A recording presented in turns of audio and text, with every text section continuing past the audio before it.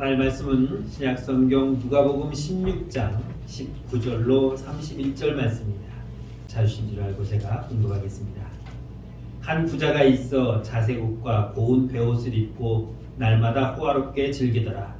그런데 나사로라 이름하는 한 거지가 헌데투성이로 그의 대문 앞에 버려진 채 그 부자의 상에서 떨어지는 것으로 배불리려 하며 심지어 개들이 와서 그 헌대를 핥더라. 이에 그 거지가 죽어 천사들에게 받들려 아브라함의 품에 들어가고 부자도 죽어 장사되매 그가 음부에서 고통 중에 눈을 들어 멀리 아브라함과 그의 품에 있는 나사로를 보고 불러 이르되 아버지 아브라함이여 나를 긍휼히 여기사 나사로를 보내어 그 손가락 끝에 물을 찍어 내 혀를 서늘하게 하소서. 내가 이 불꽃 가운데서 괴로워하나이다. 아브라함이 이르되 이에 너는 살았을 때에 좋은 것을 받았고 나사로는 고난을 받았으니 이것을 기억하라. 이제 그는 여기서 위로를 받고 너는 괴로움을 받느니라. 그뿐 아니라 너희와 우리 사이에 큰 구렁텅이가 놓여 있어 여기서 너희에게 건너가고자 하되 갈 수 없고 거기서 우리에게 건너올 수도 없게 하였느니라. 이르되 그러면 아버지여 구하노니 나사로를 내 아버지 집에 보내소서. 내 형제 5이 있으니 그들에게 증언하게 하여 그들로 이 고통받는 곳에 오지 않게 하소서. 아브라함이 이르되 그들에게 모세와 선지자들이 있으니 그들에게 들을지니라. 이르되 그렇지 아니하니이다. 아버지 아브라함이여 만일 죽은 자에게서 그들에게 가는 자가 있으면 회개하리이다. 이르되 모세와 선지자들에게 듣지 아니하면 비록 죽은 자 가운데서 살아난 자가 있을지라도 권함을 받지 아니라 하였다 하시니라. 아멘. 사람은 생물학적으로는 모두가 똑같습니다. 신체적으로 피부색은 다를 수 있고 모양새는 다를 수 있지만 사람이라는 존재는 동일하다는 것을 말씀드렸습니다. 그러나 외적으로 보면은 또 많은 것이 다릅니다. 흔히 부자와 오늘 본문에 나와 있는 거지처럼 똑똑한 사람과 멍청한 사람, 지식이 많은 사람과 지식이 적은 사람, 이렇게 우리는 나누어서 살펴볼 수 있습니다. 그런데 오늘 예수님께서 이 비유를 드신 이유는 부자와 나사로라는 이 두 인물을 비교했지만 여기에는 어떤 조건적인 구분이 아니라 하나님 앞에서 어떻게 살았느냐를 구분해 놓고 있는 것을 볼 수 있습니다. 똑같은 사람이지만 그러나 한 사람은 재물이 많은 사람이었고 한 사람은 재물이 하나도 없는 사람이었습니다. 그 두 사람은 삶이 분명 달랐습니다. 부자는 날마다 잔치를 베풀며 좋은 것을 먹고 마시며 자기가 원하는 대로의 삶을 살았습니다. 그런데 거지는 자기가 먹고 싶은 것을 마음대로 먹을 수도 없고 입고 싶은 옷도 마음대로 입을 수 없는 그야말로 무일푼의 거지였습니다. 그가 살아갈 수 있는 유일한 방법은 부잣집 문 앞에서 그 집에서 먹고 남은 음식 찌끄러기로 연명하는 것이 그의 삶의 모습이었습니다. 몸은 온 몸에 부스러기가 나서 헌대를 하려며 개들이 와서 그를 핥고 또 먹는 것마저 함께 개와 치열하게 싸우며 먹고 뺏기는 그런 삶을 사는 것을 보면은 우리가 그렇게 사는 사람들을 볼 때 차라리 죽는 게 낫지 않느냐라고 말할 수도 있을 것입니다. 그런데 죽는 것이 그렇게 또 쉬운 것은 아니죠. 죽고 싶다고 해서 죽으면은 얼마나 좋겠습니까? 그러나 우리는 우리 스스로가 내 생명을 좌지우지할 수 있는 권한도 없고 그런 권세도 없고 그런 능력도 우리에게는 부족합니다. 그러면 오늘 이 부자와 나사로가 죽어서 각각 간 곳이 다른 곳인데 왜 다른 곳으로 갔을까? 우리는 그 이유를 지난 시간에 하나님을 아는 자와 모르는 자로 나누었습니다. 부자는 재물이 많았기 때문에 아쉬운 게 없었습니다. 그래서 남에게 아쉬운 소리를 할 이유도 없었고 또 신이라는 존재에 대해서 굳이 내가 신에게 가서 도움을 요청할 만한 그런 위치에 있지 않았기 때문에 재물도 많고 또 그래서 내가 하고 싶은 거 뭐든지 다 할 수 있는데 내가 굳이 다른 사람에게 굳이 신에게 가서 아쉬운 소리 해가면서 나를 도와달라고 나를 지켜달라고 할 이유가 하나도 없었다는 것입니다. 이것이 바로 하나님을 모르는 부자의 삶이었습니다. 그는 모든 것이 자신 위주의 인본주의적인 삶이었습니다. 내가 하고 싶은 것은 뭐든지 하고 싶었고 내가 입고 싶은 것은 뭐든지 입었으며 내가 먹고 싶은 것은 뭐든지 먹을 수 있는, 뭐든지 내 마음대로 결정하고 행할 수 있는 그런 능력이 자기에게 있다고 생각하고 그렇게 살았습니다. 그런데 거지는 어떻습니까? 그렇지 못했습니다. 먹고 싶은 거, 입고 싶은 거, 무엇을 하고 싶은 것이든 자기 마음대로 할 수 있는 것이 아무것도 없고 그저 부잣집에서 먹다 남은 음식 찌꺼내기로 연명하는 것이 그에게 유일한 삶의 방법이었다는 것입니다. 그러나 이 사람들은 동일하게 죽음이라는 것 앞에서는 어찌할 수 없었습니다. 부자도 죽었고 가난한 이 거지 나사로도 죽었습니다. 부자는 장사를 잘 지냈습니다. 그러나 나사로는 장사를 지냈다는 말은 기록되지 않았습니다. 그저 어느 날 갑자기 문 앞에 있던 거지가 죽었으니 야, 그 거지 거적대기 싸서 갖다 버리든지 아니면 묻어주든지 그렇게 아마 주인이 얘기했을 것입니다. 그런데 부자는 아주 호화롭게 장사를 잘 지냈습니다. 그런데 그들이 간 곳은 전혀 다른 곳이었습니다. 부자는 불 속으로 들어갔고 나사로는 아브라함의 품에 안겼다라고 오늘 성경은 말씀하고 있습니다. 예수님은 마가복음 10장 25절에서 약대가 바늘기로 들어가는 것이 부자가 하나님 나라에 들어가는 것보다 더 쉽다라고 그렇게 말씀하셨습니다. 부자이기 때문에 천국을 못 들어가는 것은 아닙니다. 그렇다면 부자로 예수 믿는 사람들은 다 지옥 가는 겁니까? 그렇지는 않습니다. 부자이기 때문에 지옥을 가는 것이고 또 가난하기 때문에 천국을 가는 것은 결코 아닙니다. 오늘 이 부자는 왜 그럼 천국에 가지 못하고 지옥에 갔느냐? 그는 하나님을 모르고 있었기 때문입니다. 돈은 많았습니다. 그런데 하나님은 그의 마음속에 계시지 않았습니다. 거지 나사로는 비록 이 땅에서 아무것도 없고 누구 하나 의지할 만한 그런 기댈 만한 곳이 하나도 없는 그 나사로에게는 그 마음속에 하나님이 계셨고 그는 오직 하나님만 의지하고 살아갈 수밖에 없는 비참한 인생이었지만 그러나 그가 죽어서는 하나님의 품에 안기는 그런 놀라운 삶의 변화가 나타난 것입니다. 예수님은 마태복음 5장 3절에서 심령이 가난한 자는 복이 있다라고 말씀했습니다. 마음이 가난한 자, 마음이 가난하다는 것은 다른 것 아닙니다. 나는 돈 없어, 나는 가진 것 하나도 없어, 나는 땡전함이 없고 나는 할 수 있는 게 아무것도 없어 라고 하는 그런 자기 비관적인 마음을 갖는 것이 심령이 가난한 자가 아니라 내 마음속에 하나님 앞에서 나는 아무것도 아니라는 존재, 하나님이 나를 먹이지 않으면 나는 먹을 수 없고 나를 입히지 않으면 나는 입을 수 없고 하나님이 나를 살리지 않으면 나는 한순간도 살아있을 수 없는 하나님 앞에서 나는 아무것도 할 수 없는 무능한 자.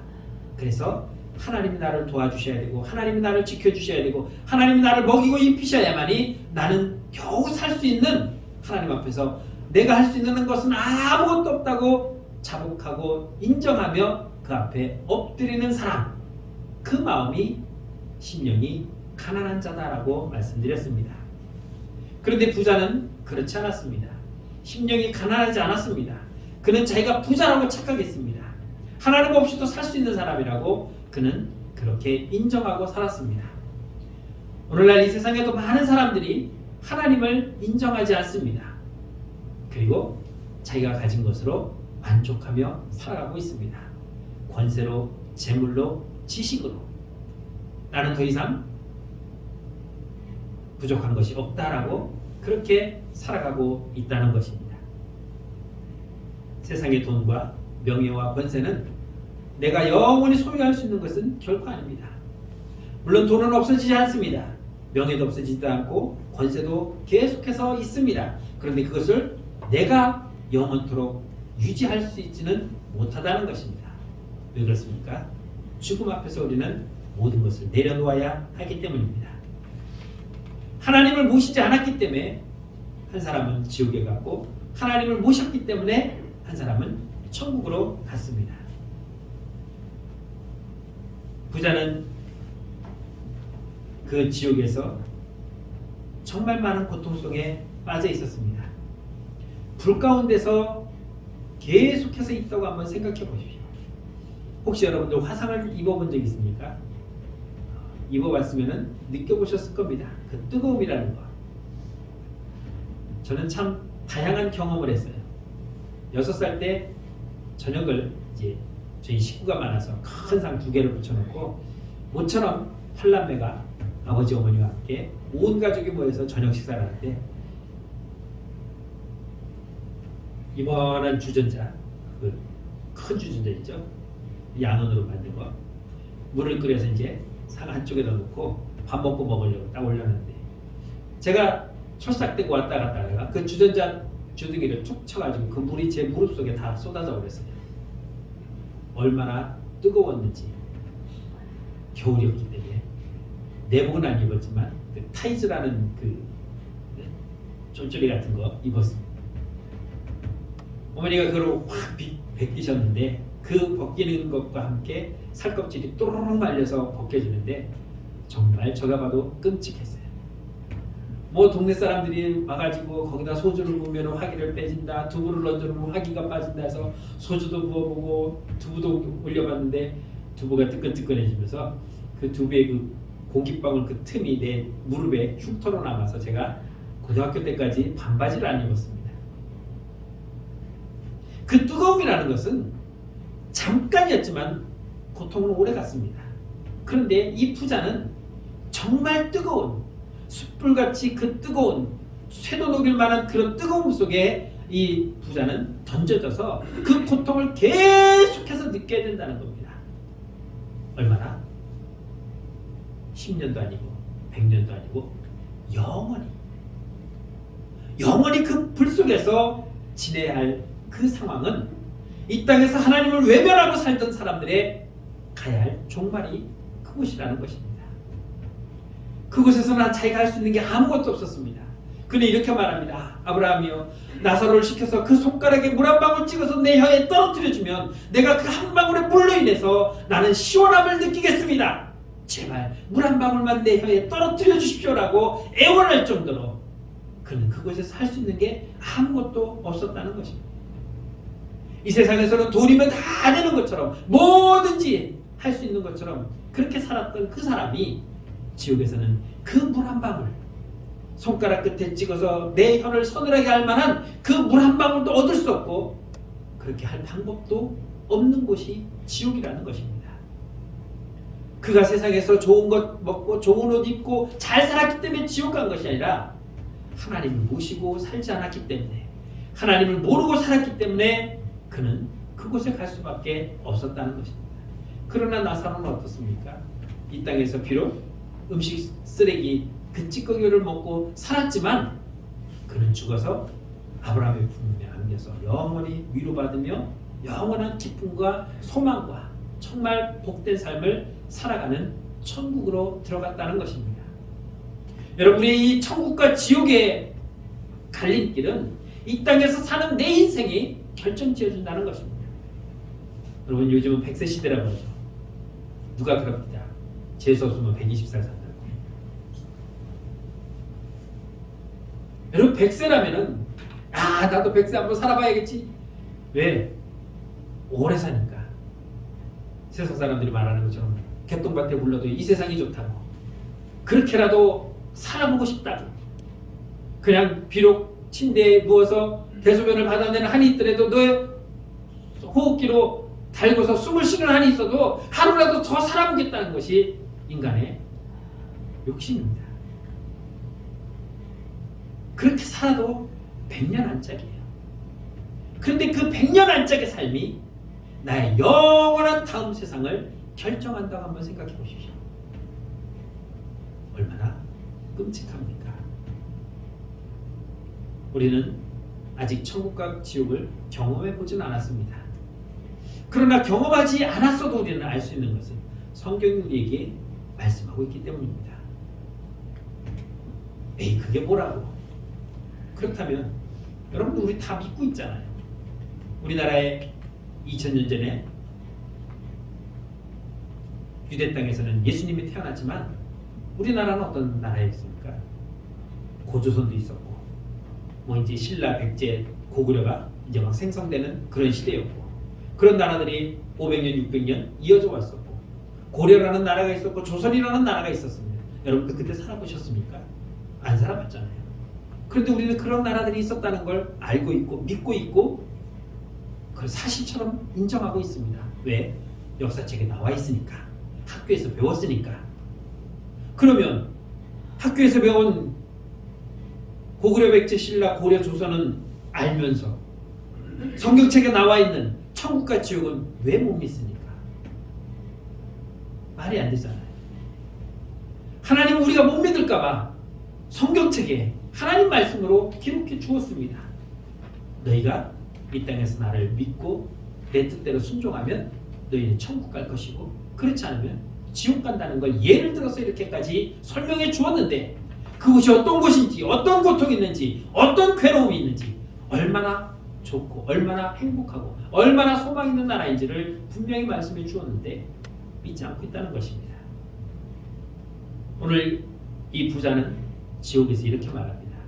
27절로 31절에 보면 이르되 그러면 아버지여 구하노니 나사로를 내 아버지의 집에 보내소서.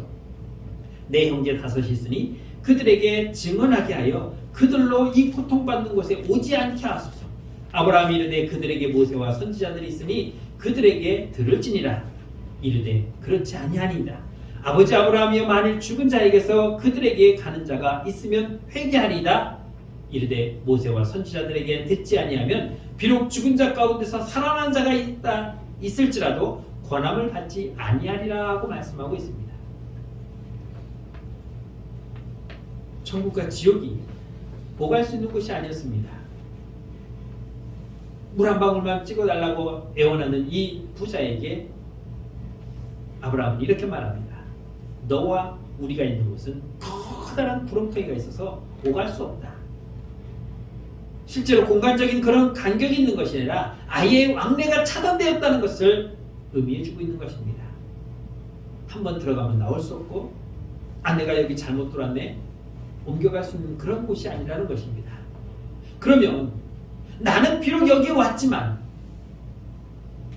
우리 집에 내 형제 다섯이 있는데 나사로를 보내어서 그들에게 네 형이 지금 지옥에서 이런 고통을 받고 있으니 네 형이 지옥에서 나를 보내면서 뭐라고 했는지 아냐? 제발 너희는 오지 말고 이 지옥에 오지 말고 하나님 나라에 갈 수 있도록 하나님을 섬기고 살라고 나를 보냈다라고 그렇게 나사로를 보내달라는 거죠.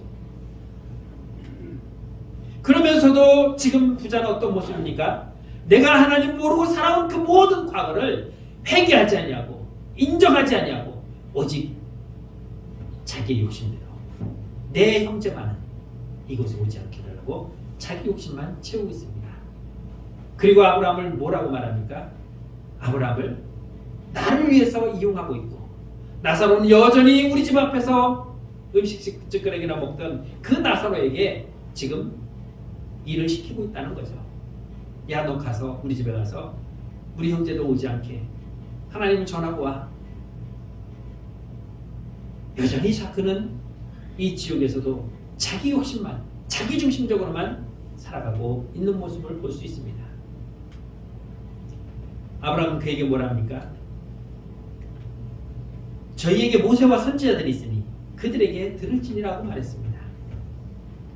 야, 모세와 선지자가 있으니 그들이 전했어. 시간적으로 보면 지금 모세와 선지자들이 활동하는 그런 시대는 아닙니다. 그 말은 무슨 말이냐면 이미 하나님은 모세를 통해서 선지자들을 통해서 하나님 말씀으로 너희들에게 다 이야기해 주었다. 알려주었다라고 말하고 있어요. 그러자 이 부자는 뭐라고 말합니까? 아니요, 그렇지 않습니다. 이스라엘 백성들에게는 하나님이 주신 구약의 말씀이 있었고 그 말씀에는 하나님 세상을 어떻게 창조하셨는지 우리를 어떻게 구원하실 것인지 모든 것을 다 기록해 놓았습니다. 그런데 왜 이 부자는 하나님 말씀을 듣지 않았고 하나님을 모르고 살았겠습니까? 다른 것 아닙니다. 구약이라는 성경을 믿지 못한 것이죠. 하나님이 하신 말씀을 인정하고 싶지 않았던 것입니다. 오늘 많은 사람들이 성경을 알고 있습니다. 그 내용도 알고 있습니다. 믿는 사람이든 믿지 않는 사람이든 관심 있는 사람들은 성경에 대해서 알고 있습니다. 그런데 믿지는 않고 있다는 거죠. 하나님 분명히 선지자들을 통해서 말씀하셨고 또 하나님의 말씀을 기록해서 남겨주기까지 했는데 그들은 믿고 있지 않는 것입니다. 내가 세상에 평화를 주러 온 줄 생각하지 말라. 화평이 아니요 검을 주러 왔노라. 내가 온 것은 사람이 그 아비와 딸이 어미와 며느리가 시어미와 불화하게 하려 함이라고 오늘 주님은 말씀하고 있습니다. 사람의 원수가 자기 집안 식구라고 말씀하고 있습니다. 우리는 주님이 이 땅에 오셔서 우리에게 평화를 주고 우리에게 행복을 주고 하나님과 맡긴 담을 헐어주실 거라고 그렇게 말씀하고 있습니다. 그런데 오늘 주님은 뭐라고 말합니까? 내가 세상에 평화를 주는 줄 착각하지 말라는 거죠. 내가 온 것은 그 아비와 딸이 어미와 며느리가 서로 불화를 일으키게 하기 위해서 오셨다라고 말합니다. 이 또 무슨 말일까? 그럼 주님은 우리에게 가정 불화를 일으키려고 오셨는가? 그 말씀이 아니라 자기 가족마저도 하나님을 믿는 자가 있고 믿지 않는 자가 있다는 것입니다. 아버지가 목사라고 자식이 안 믿어도 되는 그런 구조가 아니라 아버지가 목사이고 아버지가 장로여도 어머니가 권사이고 할머니가 권사여도 그 가족이 다른 가족이 믿지 않으면 그 믿지 않는 가족은 지옥 갈 수밖에 없다는 것이죠. 하나님 앞에서는 철저하게 개인 대 개인으로 그 믿음을 보신다는 것입니다. 그러니까 부모가 아무리 신앙이 좋아도 자녀가 믿지 않으면 그 자녀는 그만 지옥을 갈 수밖에 없는 것입니다. 그렇기 때문에 우리는 전도해야 되는 이유가 바로 그겁니다. 예를 들어서 부모가 잘 믿어서 부모가 열심히 기도하고 열심히 신앙생활하면 그 가족은 다 구원받는다 그러면 얼마나 좋겠습니까? 그래서 바울이 사도행전에서 그렇게 말씀하셨는데요. 주 예수를 믿으라 그리하면 너와 네 집이 구원을 얻으리라. 그러니까 내가 예수 믿으면 우리 집이 구원받는 거 아니냐라고 착각하는 것이 바로 그겁니다. 아니 대표로 한 사람만 믿으면 얼마나 좋겠습니까? 그러면 대표를 뽑아야죠. 뭐로 뽑을까요? 가위바위보를 할까요? 나이 순으로 할까요? 그런데 그렇지 않습니다. 내가 가야 할 그 나라는 누가 결정하느냐? 내가 결정하는 것입니다. 그러니 부모는 열심히 믿는데 자녀가 믿지 않고 남편은 열심히 믿는데 아내가 믿지 아니하고 아내는 열심히 믿는데 남편이 믿지 않으며 자녀가 믿지 않으면 어떻게 되겠습니까? 결과론적으로 잘 믿은 사람만 하나님 나라 가는 것이고 그렇지 못한 사람은 그가 남편이든 그가 아내이든 그가 자녀이든 그가 부모이든 그들은 그대로 지옥에 갈 수밖에 없는 것입니다. 저희 집안은 참 그 개인의 자율성을 굉장히 잘 인정해주고 있고 또 어머니가 참 별나서 엄마 밥 하면 네가 알아서 먹어.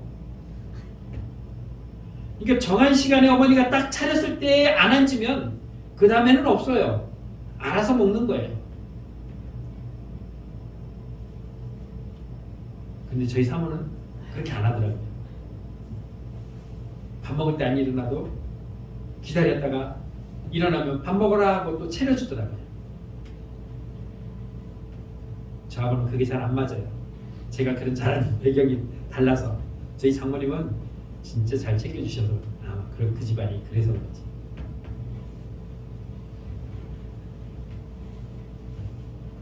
그렇게 잘 챙겨주고 그렇게 사랑스러운 내 자녀를 뭐라도 하나도 더 챙겨주고 싶은 그 자녀를,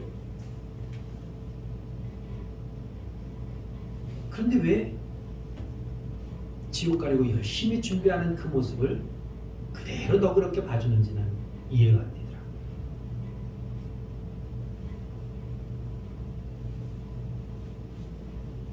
아니, 오늘 왜 예배 못 참석하셨어요? 아이고, 오늘 애들이 온다 그랬고 밥 해주니라고.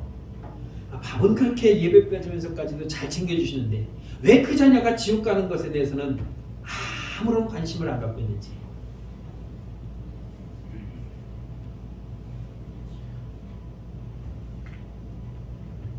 제가 이번 주에는 확인을 해가지고 그 쑥가 맛집 영업을 하는지 확인해서 영업한다 그러면 저희 한번 그 쑥가마 한번 놀러 가기로 마음먹고, 코로나 때문에 영업을 안 했는데 하는지 한번 보려고. 그래서 그 숯불을 한번 보시라고, 그 숯불에 얼마만큼 다가갈 수 있는지 한번 보시라고, 그 속에서 내 아들이 지금 뛰놀고 있다고 한번 생각해 보시라고 그러려고.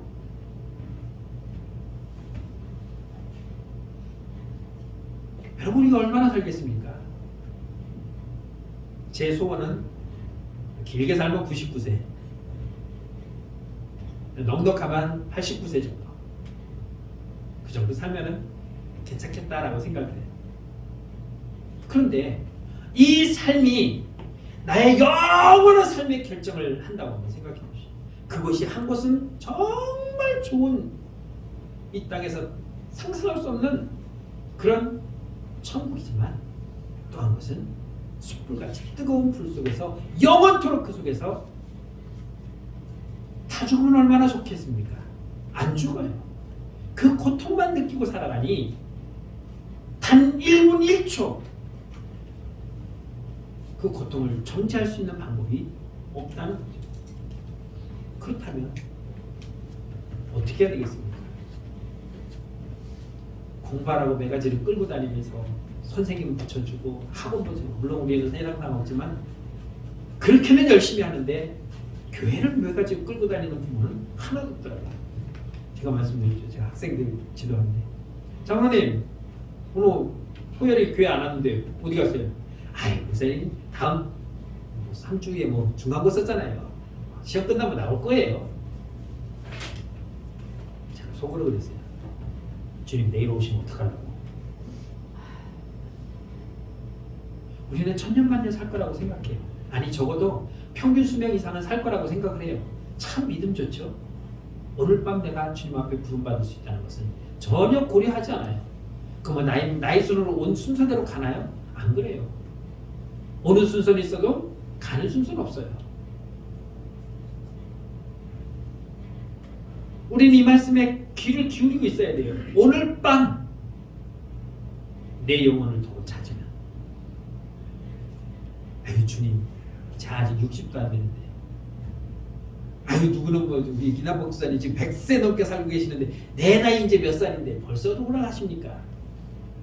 주님이 오라 하든 할 일이 많아 못 간다고 전하여라. 그럴까요? 80이 오라 하면은 나 구슬을 바라봐야 하니 아직 바빠서 못 간다 전하여라. 그럴까요? 우리는 그렇게 할 수가 없습니다. 이 땅에서 모세가 전한 말씀, 하나님의 전한 말씀을 듣지 못하고 믿지 못하는 자가 이 땅에 죽은 자가 살아서 돌아가서 얘기한다 할지라도 안 믿는다는 거예요. 하나님 말씀도 못 믿으면서 어떻게 죽었다 살아난 나사로가 간다고 해서 믿겠습니까? 안 믿어요. 너 누구냐? 아, 네가 죽어? 죽은 자가 어떻게 왔어? 너 안 죽었잖아 원래. 그렇게 말하면 어떡해? 여러분, 하나님의 은혜를 체험하지 못해봤습니까? 우리는 하나님의 은혜를 체험해봤습니다. 하나님은 어떤 분인지 알았습니다. 내 기도에 응답해 주셨고 내가 원하는 거 이루어 주시기도 하셨습니다. 그런 하나님을 우리는 계시다는 걸 분명히 알고 있습니다. 알고 있는데도 불구하고 왜 가장 가까운 내 가족에게 그 말씀을 전하지 못하는지.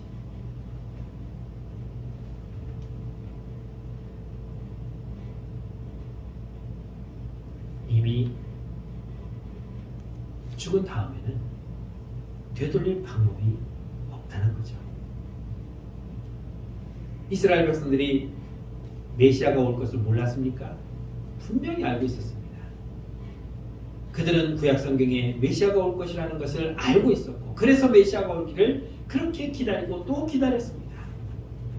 하나님께서 노예로 살던 이스라엘 백성들을 400년 만에 애굽 땅에서 인도하여 그 가나안 땅에 이르게 하셨다는 것을 그들은 누구보다도 더 잘 알고 있었습니다. 그런 그들이 하나님의 말씀인 성경을 믿지 않고 있었다는 거죠. 이 부자도 분명히 알고 있었습니다. 그런데 믿지 않은 것이죠. 하나님을 우리는 믿고 있으면서 우리 스스로가 하나님을 부인하고 있습니다. 인정하고 있지 않습니다. 그러니 전할 이유가 없는 것이죠. 하나님 성도 여러분, 이 영원한 생명과 영원한 형벌은 분명히 있습니다. 하나님께서 만들어 놓으셨고 그곳에 갈 사람은 분명히 있습니다. 하나님의 뜻은 한 사람도 그곳에 가지 않기를 원하기 위해서 우리를 구원하기 위해 주님을 보내셨는데, 그럼에도 불구하고 믿지 않고 그곳을 향하여 가는 자들이 너무나도 많다는 사실입니다. 그래서 주님은 우리에게 명령하셨습니다. 너희들이 가서 아버지와 아들과 성령의 이름으로 세례를 주고 내가 너희에게 분부한 모든 것을 가르쳐 지키게 하라. 그래야 그들이 지옥까지 않는다라고 우리에게 명령하셨습니다. 우리가 해야 할 일은 다른 것 아닙니다. 내가 알고 있는 하나님, 내가 믿고 있는 하나님, 내가 경험한 하나님, 내가 그것으로 인해서 얻게 된 그 소망의 나라에 관한 그 모든 것을 가서 전하는 것입니다. 그래서 그들이 이 부자와 같이 하나님을 알지 못하여서 망하는 자가 된 것이 아니라 하나님을 알고 하나님 말씀대로 순종하여 천국의 소망을 얻도록 그 일을 우리가 해야 한다는 것입니다. 바울은 복음의 빚진 자라고 자기 스스로를 이야기했습니다. 다른 사람이 먼저 복음을 들었어야 되는데 그 사람보다 내가 먼저 들어서 주님을 알게 된 것이 너무너무 감사하고 아직 듣지 못한 사람에게는 미안함을 가진 자. 그래서 내가 빚졌다. 그래서 그 빚을 갚기 위해서 열심히 복음을 전했습니다. 2023년도 우리는 이 복음의 빚을 청산하기 위해서 한 해 동안 부흥이라고 하는 이 두 글자, 내 심령이 부흥되고 아직 주님을 만나지 못한 자들에게 복음을 전하여 부흥의 역사가 일어나는 귀한 한 해가 되시기를 주의 이름으로 축원합니다. 그러기 위해서는 움직여야 돼요. 전해야 돼요. 알아서 오겠지. 하나님께서 알아서 오라고 하시겠지. 그럴 것 같으면 왜 우리에게 가서 전하라고 명령하셨겠습니까? 듣든지 아니 듣든지, 때를 얻든지 못 얻든지 가서 전하는 건 우리의 몫입니다. 그리고 그를 구원하시는 것은 하나님의 몫입니다. 우리가 전해야 하나님이 역사하십니다. 우리가 복음을 전해야 하나님께서 구원하십니다. 우리가 복음을 전해야 그 영혼이 지옥 가지 않냐고 천국에 가는 것입니다. 사랑하는 내 남편, 사랑하는 내 자녀가 지옥불에서 뜨겁게 고통 중에 내 혀에 물 한 방울만 떨어뜨려 달라고 울부짖으며 발악한다고 하는 그 모습을 한번 떠올려 보십시오. 참이 오겠습니까? 저는 목사인데 목사의 자녀이기 때문에 잘하겠지? 저는 처음부터 그런 기대 안 했습니다. 그래서 늘 재촉하고 늘 확인합니다. 매주마다 교회 갔다 왔니? 어른이 안 갔다 왔을까 봐. 당연히 갔다 왔죠. 갔다 왔어요. 지난 성탄절에 청년부에서 같이 춤도 추고 성탄 발표를 했대요. 걔가 그럴 애가 아닌데 그냥 저의 편견이었던 것 같아요. 다 하고 있는데 괜히 걱정하고 있어요. 그럼에도 또 확인합니다. 갔다 왔니? 네. 왜 그러겠습니까? 전 너무 끔찍해요. 상상만 해도 막 소름이 끼치고 그곳에 간다는 걸 한번 상상해 보면 뭐라고 표현할 방법이 없어요.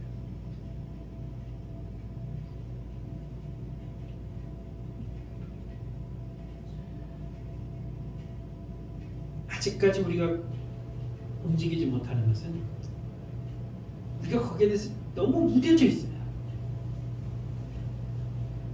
나만 열심히 다니면 알아서 하겠지.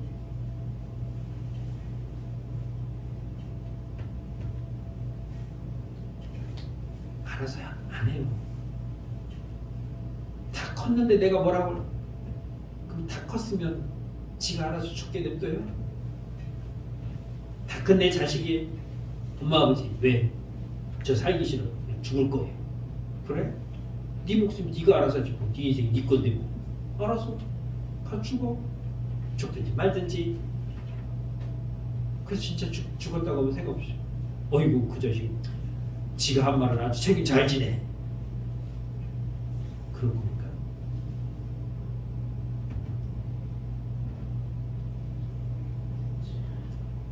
올 한 해 전도는 먼 것부터 하는 게 아니라 가까운 것부터 시작해요. 생판 모르는 사람보다 그래도 내 자녀가 더 얘기하기 편하고 내 남편이 얘기하기가 더 편하잖아요. 내 친지가 더 편하고 가까운 이웃이 더 편하잖아요. 그래서 복음을 전해서 때를 얻든지 못 얻든지 그거는 신경 쓰지 마세요. 우리가 할 일은 전하는 것입니다.